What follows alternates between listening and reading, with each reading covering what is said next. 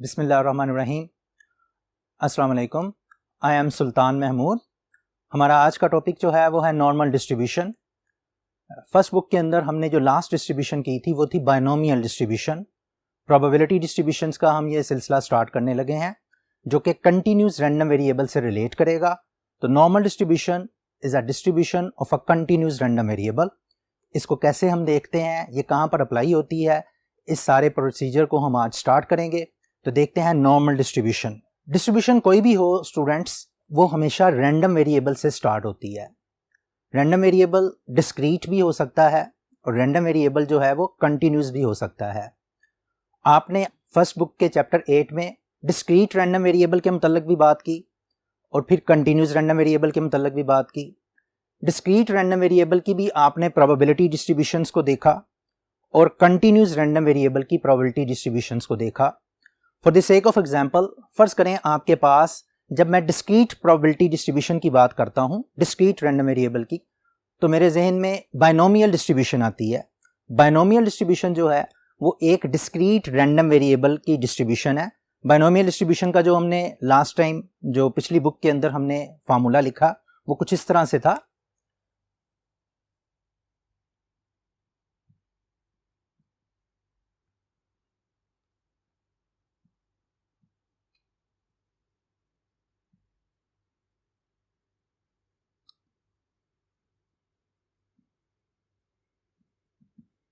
जी students, binomial distribution को हम इस तरह से शो करते हैं, probability of x n c x p power x q power n minus x and x ranges from 0 to n. X जो है ये आपके बायनोमियल प्रोसेस का सक्सेस को शो करता है कि आपने जो बायनोमियल एक्सपेरिमेंट किया है उसमें कितनी सक्सेसेस आपके सामने आती हैं। ऑब्वियसली बायनोमियल एक्सपेरिमेंट जो है वो एक सर्टन प्रॉपर्टीज पे मुश्तमिल होता है, जिसमें हमने ये देखा कि उसमें प्रोबेबिलिटी सेम होनी चाहिए throughout the experiment, trial to trial. हर ट्रायल में प्रोबेबिलिटी ऑफ सक्सेस जो है वो सेम होनी चाहिए। दूसरी प्रॉपर्टी बायनोमियल एक्सपेरिमेंट की हमने ये ऑब्जर्व की थी कि नंबर ऑफ ट्रायल्स फिक्स हों। तीसरी प्रॉपर्टी हमने बायनोमियल एक्सपेरिमेंट में ये देखा था कि आपके पास हर ट्रायल का जो रिजल्ट निकलेगा या तो वो रिजल्ट फेलियर में काउंट होगा या फिर वो रिजल्ट सक्सेस होगा आपका। और चौथा हमने ये देखा था कि ट्रायल्स जो होते हैं वो इंडिपेंडेंट होते हैं।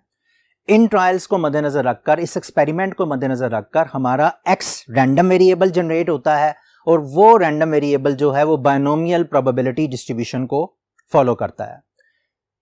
ये है हमारा बायनोमियल फंक्शन, प्रोबेबिलिटी फंक्शन। ये एक ऐसा फंक्शन है कि अगर हम इसमें रैंडम वेरिएबल की वैल्यूज को प्लग इन करें तो हमारे पास प्रोबेबिलिटीज निकलती आएंगी डिफरेंट सक्सेसेस की। मसलन मैं अगर x की जगह पर 0 रखता हूं तो मेरे पास 0 सक्सेस की प्रोबेबिलिटी निकल आएगी। x की जगह पर 1 रखूंगा तो 1 2 3, इस तरह से आपके पास प्रोबेबिलिटीज निकलती हैं। हमें यह भी बात जहन में रखनी है कि बायनोमियल प्रोबेबिलिटी डिस्ट्रीब्यूशन की बात करते हुए हमारे पास 2 पैरामीटर्स होते हैं। उसके लिए कौन कौन से पैरामीटर्स थे?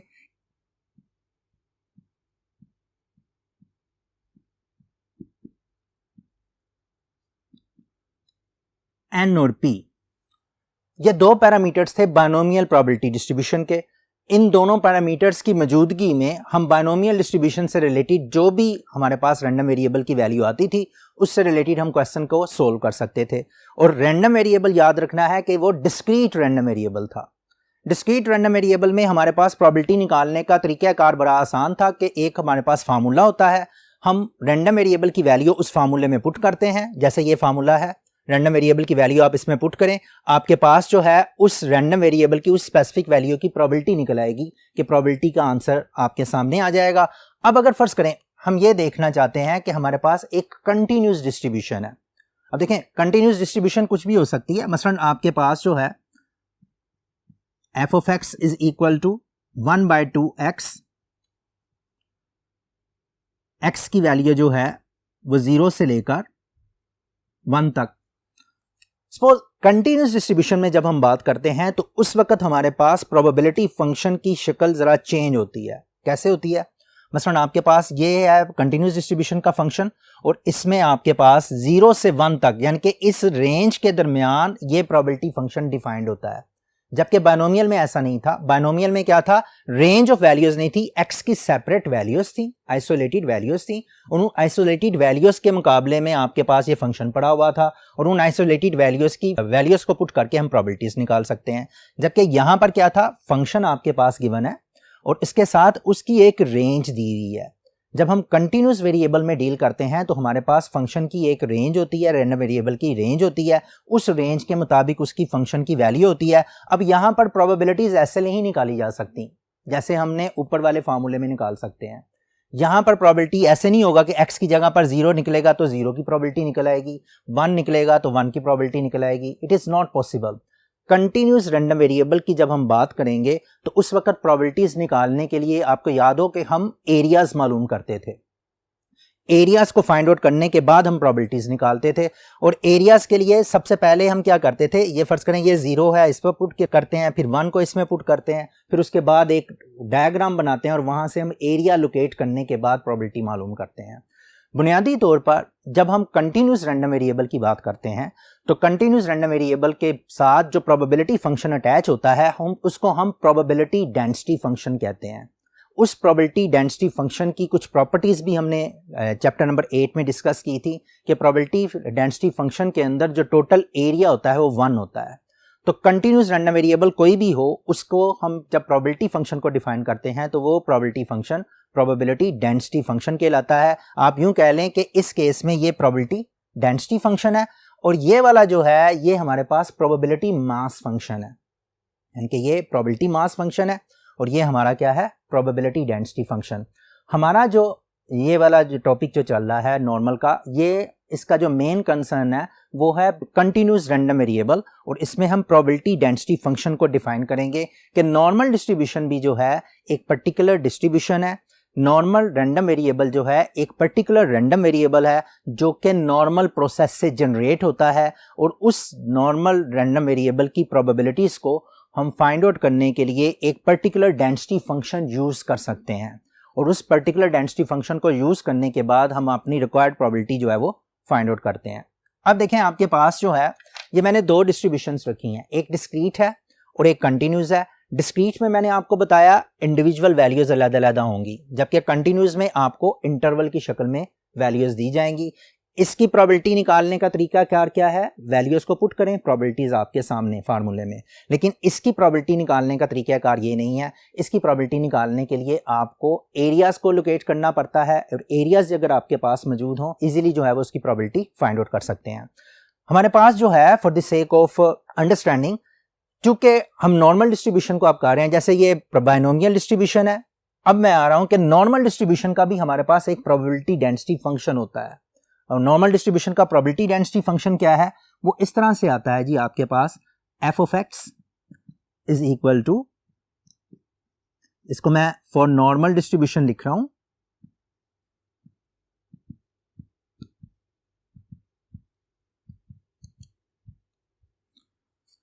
एफ ऑफ एक्स आपके पास जो है वो 1 sigma 2 pi e raise to power -12 x minus mu square और x की जो रेंज है दैट इज -∞ टू +∞। अब देखें आपके पास रेंज x की डिफाइन होना जरूरी है कि x कौन सी वैल्यूज गेन कर सकता है। डिस्क्रीट के अंदर x की वैल्यूज इंडिविजुअल वैल्यूज हैं, कंटिन्यूस के अंदर इस केस के लिए ये जो स्पेसिफिक केस है 0 से 1 तक इसकी रेंज है और यहां पर नॉर्मल डिस्ट्रीब्यूशन भी चूंकि डेंसिटी फंक्शन है इसकी रेंज जो है वो -∞ से +∞ तक है। अब ये वाला जो सिलसिला है इसको हम बोलते हैं probability density function. Probability density function जो है वो आपकी नॉर्मल रैंडम वेरिएबल की डेंसिटीज को फाइंड आउट करता है, वो आपके नॉर्मल रैंडम वेरिएबल की प्रोबेबिलिटीज को फाइंड आउट करने के लिए यूज किया जाता है। अब एक चीज आपने जहन में रखनी है, बुनियादी तौर पर जब भी कोई हमारे पास डेंसिटी फंक्शन हो और आपसे उस डेंसिटी फंक्शन को देकर उस कंटिन्यूस रैंडम वेरिएबल की प्रोबेबिलिटी मांगे तो बेसिकली वो प्रोबेबिलिटी जो है वो फाइंड आउट की जाती है through the process of integration.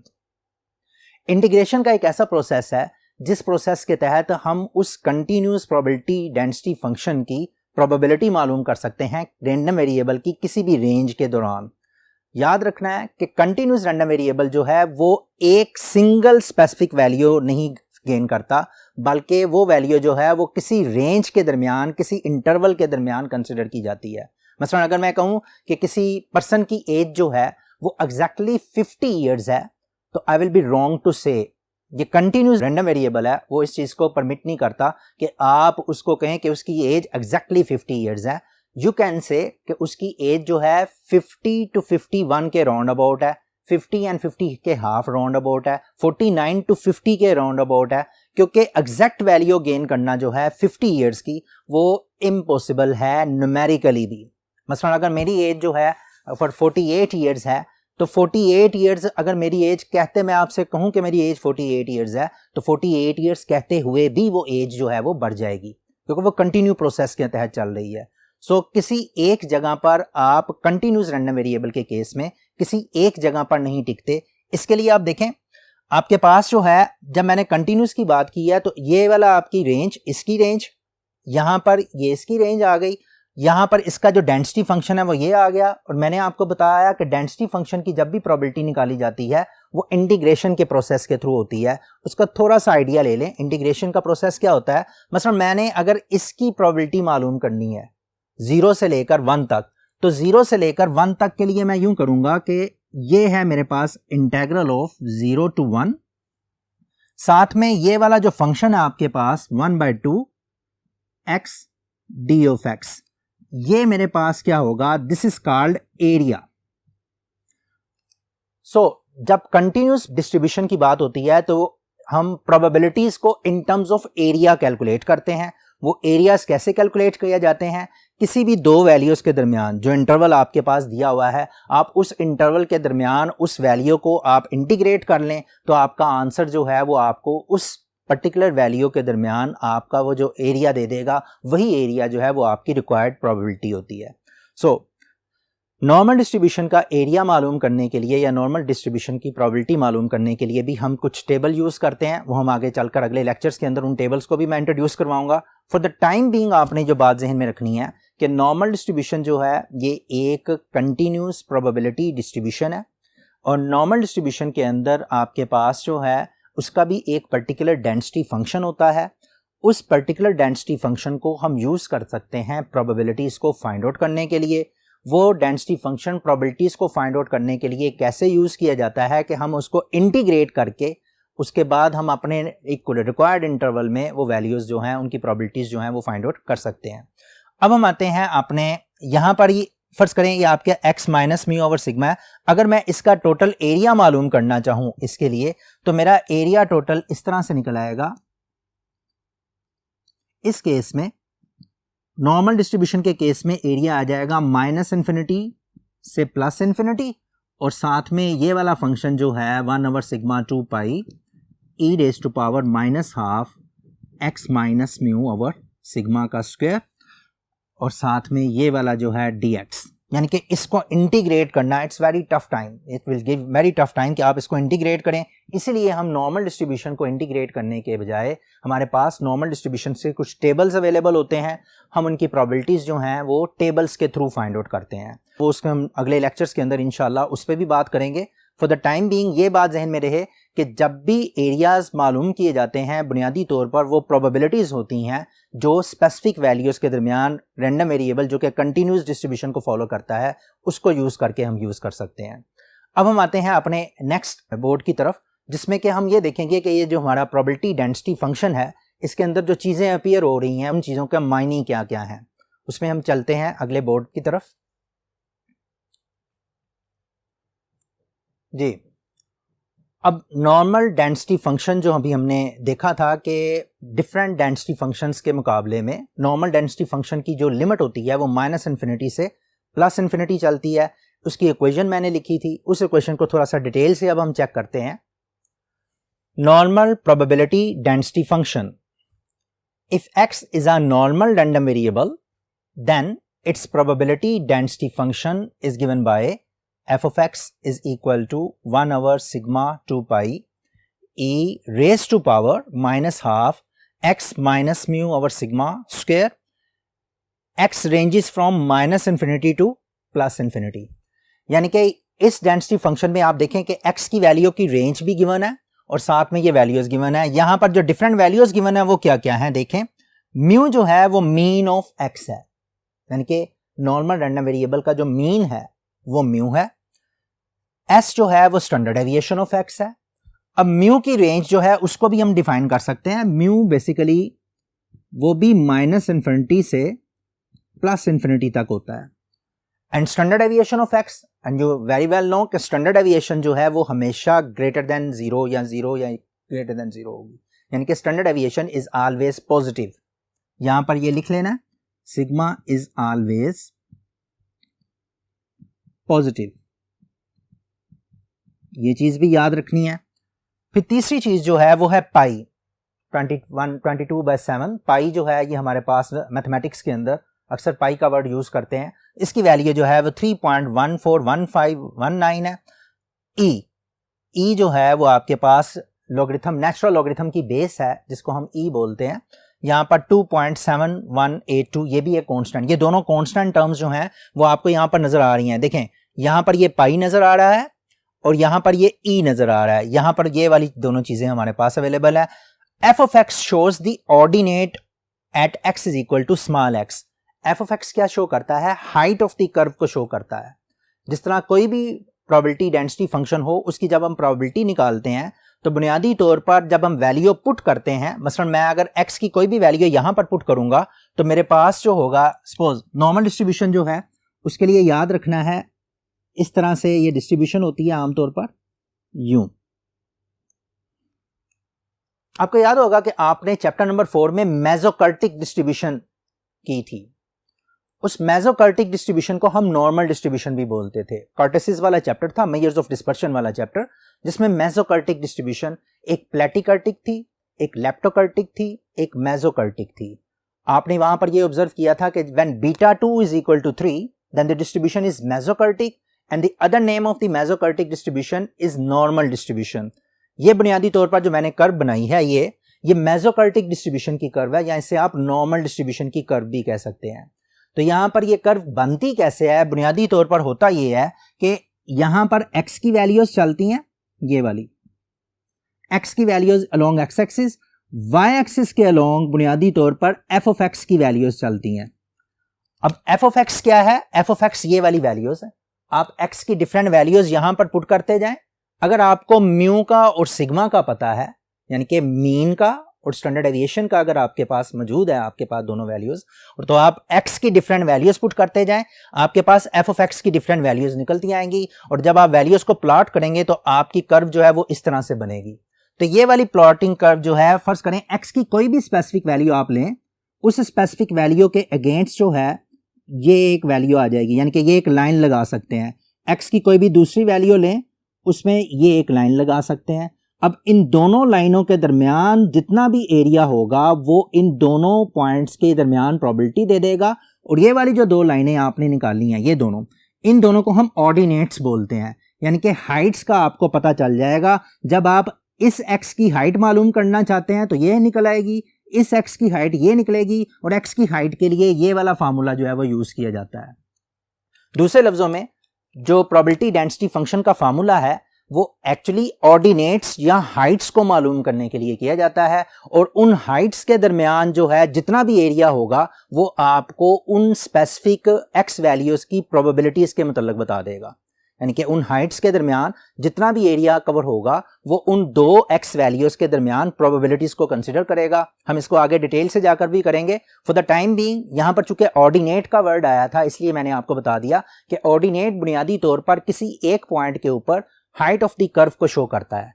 वो हाइट ऑफ द कर्व क्या है? x की इस वैल्यू के लिए हाइट इतनी है, x की दूसरी वैल्यू के लिए हाइट इतनी है। तो ये आपके दोनों जो हैं ये ऑर्डिनेट्स कहलाएंगे। इन ऑर्डिनेट्स के दरमियान जो डॉट्स मैंने लगाए हैं ये सारा एरिया अगर आप मालूम कर लेंगे तो इन दोनों की प्रोबेबिलिटी निकल आएगी, इन दोनों के दरमियान प्रोबेबिलिटी है। यहां पर थी f of x shows the ordinate at x is equal to x। f of x जो है वो ऑर्डिनेट को शो करता है। यहां पर दो चीजें जो है वो नोट करनी है आपने इस केस में। एक तो ये है कि normal distribution has two parameters, namely mu and sigma. जैसे बाइनोमियल डिस्ट्रीब्यूशन के दो पैरामीटर्स हैं n और p, नॉर्मल डिस्ट्रीब्यूशन के दो पैरामीटर्स हैं वो हैं mu and sigma. Mu is the population mean and sigma is the standard deviation. So mean और स्टैंडर्ड डेविएशन अगर अवेलेबल हो नॉर्मल डिस्ट्रीब्यूशन के तो ये दोनों के दोनों क्या कहलाते हैं, पैरामीटर्स कहलाते हैं। समटाइम्स नॉर्मल डिस्ट्रीब्यूशन को इस तरह से लिखा जाता है नोट नंबर 2 में, if x is normally distributed with mean mu and variance sigma square then we may write x, ये आपके पास टिल्डा इसे बोलते हैं, normally distributed with mean mu and sigma square. पढ़ते से ऐसे हैं, x is normally distributed with mean mu and variance sigma square. दोबारा से देखें, x is normally distributed with mean mu and variance sigma square. अगर मैं बात को इस तरह से लिखूं, फर्ज करें ये चीज मैं ऐसे लिखता हूं, इसी चीज को बयान करने लगा हूं कि x is normally distributed with mean 5 and variance 36। तो यहां पर इसको कैसे पढ़ेंगे, x is normally distributed with mean 5 and variance 36। बाज़ औक़ात क्वेश्चन के अंदर आपको इस तरह से बनाकर आ जाता है और ये हमें पता होना चाहिए कि पहले नंबर पे मीन पड़ा होता है और दूसरे नंबर पे वेरिएंस पड़ा होता है। सो जब भी कभी बात होगी कि x is normally distributed with mean mu and variance sigma square, तो मीन और सिग्मा स्क्वायर आप इधर से लोकेट कर सकते हैं। बाज़ औक़ात क्वेश्चन के अंदर इस ब्रैकेट की शक्ल में आपको क्वेश्चन दे दिया जाता है। सो ये चीज जो है, x is normally distributed with mean mu and variance sigma square, then we may write this. तो दो पैरामीटर्स भी नॉर्मल डिस्ट्रीब्यूशन के नोट करने हैं और साथ में ये भी नोट करना है कि नोटेशन के अंदर अगर आपके पास आ जाता है कि कैसे मीन और वेरिएंस अगर दिया हुआ है उसको ब्रैकेट की शक्ल में शो कर दिया है तो आपने कैसे करना है। अब हम चलते हैं नॉर्मल डिस्ट्रीब्यूशन की एक्चुअल डेफिनेशन की तरफ। अभी तक हमने जो काम किया है वो ये किया है कि नॉर्मल डिस्ट्रीब्यूशन जो है वो एक कंटिन्यूस रैंडम वेरिएबल की डिस्ट्रीब्यूशन है। नॉर्मल डिस्ट्रीब्यूशन जो है वो एक बेल शेप डिस्ट्रीब्यूशन है। याद रखिएगा, जैसे मैंने यहां पर ये बताया, ये बेल शेप है कि जिस तरह से आपकी वो मंदिरों में जो बेल लगी होती है, अगर आपको नोट हो तो ये बेल शेप डिस्ट्रीब्यूशन है। और इस बेल शेप डिस्ट्रीब्यूशन का ये फर्ज कर लें, ये इसका मिडल है, this is the middle of the distribution, और फिर मिडल से इधर और मिडल से इधर वैल्यूज चलती हैं और इक्वल डिस्टेंसेस के ऊपर ये वैल्यूज चलती हैं। ये चीज जो है इसको अब हम आगे चलकर डिफाइन करेंगे कि नॉर्मल डिस्ट्रीब्यूशन जो है उसकी एक्चुअल डेफिनेशन क्या है। उसको हम डिफाइन करने के लिए नेक्स्ट बोर्ड पे चलते हैं कि what is the definition of the normal distribution. अगर एग्जाम में आपको आ जाती है तो how will you define normal distribution. तो हम चलते हैं अपने नेक्स्ट सेक्शन की तरफ। जी, नॉर्मल डिस्ट्रीब्यूशन को अब हम डिफाइन करेंगे कि व्हाट इज नॉर्मल डिस्ट्रीब्यूशन। हमने बात स्टार्ट की थी बायनोमियल डिस्ट्रीब्यूशन से, और बायनोमियल डिस्ट्रीब्यूशन से फिर मैंने आपको कंटिन्यूस डेंसिटी फंक्शन की तरफ लेकर गया और फिर उसके बाद मैंने नॉर्मल डिस्ट्रीब्यूशन का डेंसिटी फंक्शन लिखा। अब हम बात को वहीं पर लेकर आ रहा हूं जहां से मैंने बात स्टार्ट की थी।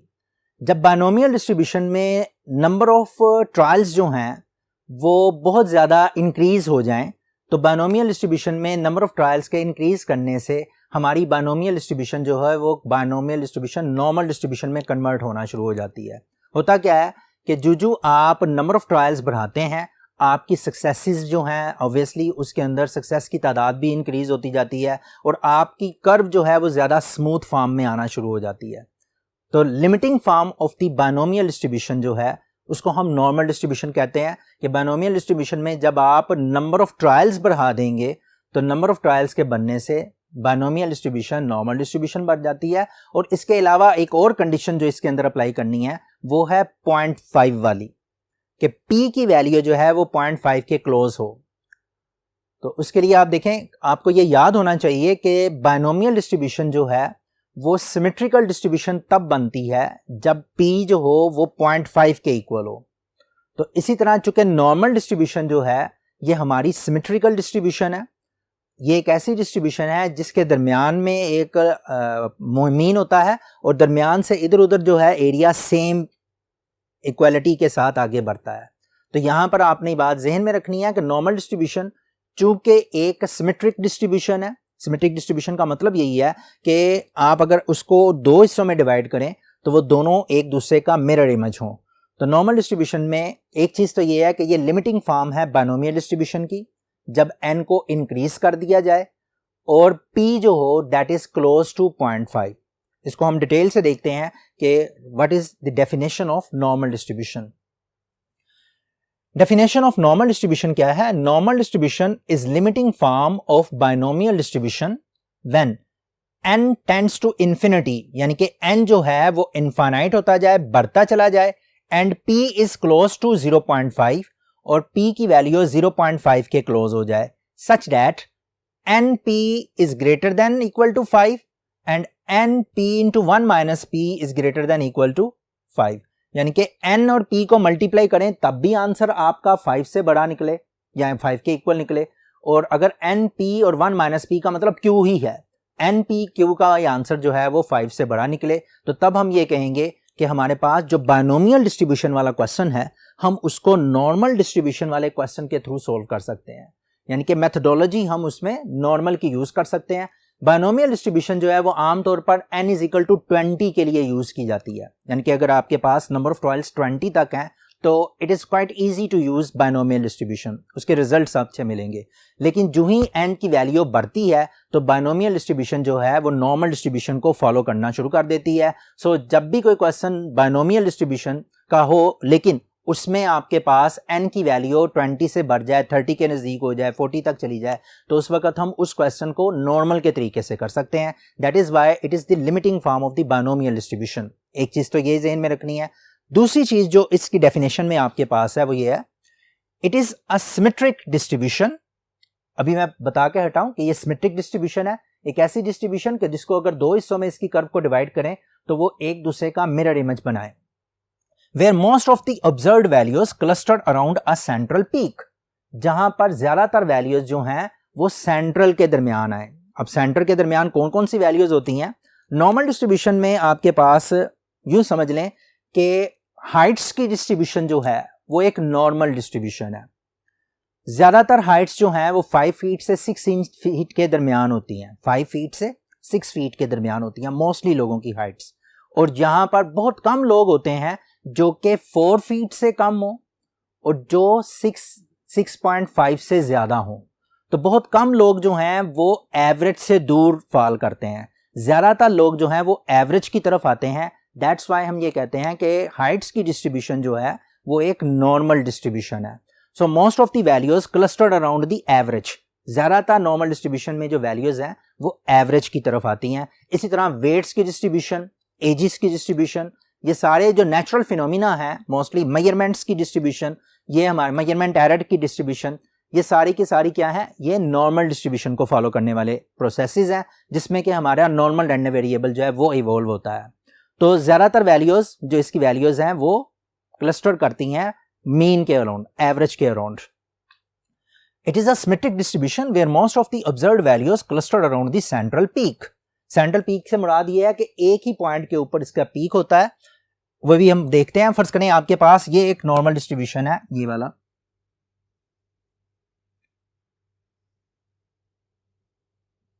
इस तरह से। अब ज्यादातर ये है इसका पीक, इस पीक से जब मैं वैल्यूज को नीचे यहां तक लेकर जाता हूं तो आप देखें कि ये दो हिस्से जो हैं ये इक्वली डिवाइड हो जाते हैं। इसको हम सिमेट्रिक भी बोलते हैं और इसको हम बोलते हैं कि ये मोस्ट ऑफ दी वैल्यूज जो हैं वो सिमेट्रिक है। बहुत कम वैल्यूज जो हैं, थोड़ी वैल्यूज इधर होती हैं और थोड़ी ही वैल्यूज आपको इस साइड पे नजर आएंगी, मोस्ट ऑफ दी वैल्यूज इधर होंगी। और इसके बाद आप देखें, and the probabilities for values further away from the mean, दरमियान में ये मीन होता है आप यूं समझ लें, और जो वैल्यूज इससे दूर जाती हैं, फर्ज करें एक वैल्यू यहां पर पड़ी हुई है मीन से एक इक्वल डिस्टेंस पे, यहां पर भी उतने ही डिस्टेंस पे ये वैल्यू पड़ी हुई है, तो यहां पर आपके पास जो है वो कहता है taper of the equally in both directions, यानी कि दोनों डायरेक्शंस के अंदर, फर्ज कर लें मैं यहां पर ये वाली वैल्यू मालूम करना चाहता हूं, तो जितनी प्रोबेबिलिटी यहां से यहां तक होगी, जितना एरिया ये होगा उतना ही एरिया जो है वो ये होगा, क्योंकि हमने ये एज्यूम किया है अभी इस क्वेश्चन के अंदर या इसके अंदर कि जो वैल्यूज मीन से इक्वल डिस्टेंस पे होंगी उतने ही वैल्यूज जो है उनकी प्रोबेबिलिटीज जो होंगी वो सेम होंगी। यही बात है, probabilities for the values further away from the mean taper of equally in both directions, दोनों डायरेक्शंस में वो जो प्रोबेबिलिटीज हैं वो सेम होती हैं। इसको हम ऐसी डिस्ट्रीब्यूशन जो है वो आपकी नॉर्मल डिस्ट्रीब्यूशन कहलाती है कि जिसमें आपके पास एक सिंगल पीक के दरमियान हो, मोस्टली वैल्यूज क्लस्टर करती हैं उस पीक के राउंड अबाउट, और जब हम पीक से या मीन वैल्यू से उधर जाना शुरू कर देते हैं, तो इक्वल डिस्टेंसेस के ऊपर मीन से और उस डिस्टेंस का जो प्रोबेबिलिटीज हैं वो सेम रहती हैं। सो ये हमारा नॉर्मल डिस्ट्रीब्यूशन का हमारा पहला लेक्चर था। इसको मैं थोड़ा सा दोबारा से वाइंड अप कर रहा हूँ और दोबारा से इसका रिव्यू दे रहा हूँ। सबसे पहले तो आपने ये याद रखना है कि नॉर्मल डिस्ट्रीब्यूशन जो है ये एक कंटिन्यूस रैंडम वेरिएबल की डिस्ट्रीब्यूशन है। ठीक हो गया। दूसरी चीज आपने ये याद रखनी है कि नॉर्मल डिस्ट्रीब्यूशन का एक डेंसिटी फंक्शन होता है। तीसरी चीज आपने ये याद रखनी है कि उस डेंसिटी फंक्शन के अंदर दो पैरामीटर्स होते हैं, जिन दो पैरामीटर्स को हम म्यू और सिग्मा कहते हैं। चौथी चीज ये याद रखनी है कि नॉर्मल डिस्ट्रीब्यूशन एक सिमेट्रिक डिस्ट्रीब्यूशन है और इसमें मोस्टली जो वैल्यूज हैं वो ज़्यादातर सेंटर के राउंड अबाउट होती हैं और बहुत कम वैल्यूज जो हैं वो साइडों पे होती हैं। फिर एक लास्ट चीज़ जो याद रखनी है कि अगर बाइनोमियल डिस्ट्रीब्यूशन में नंबर ऑफ ट्रायल्स को बढ़ा दिया जाए इन्फिनिटली और p को 0.5 के नज़दीक रखा जाए तो बाइनोमियल डिस्ट्रीब्यूशन जो है वो नॉर्मल डिस्ट्रीब्यूशन में कन्वर्ट हो जाती है। So normal distribution is actually the limiting form of the binomial distribution. आज के लेक्चर के अंदर इतनी चीज़ें आपने याद रखनी है। इसके बाद नेक्स्ट लेक्चर के अंदर हम इस बात को आगे लेकर चलेंगे। तब तक अपना ख्याल रखिएगा। अल्लाह हाफिज़।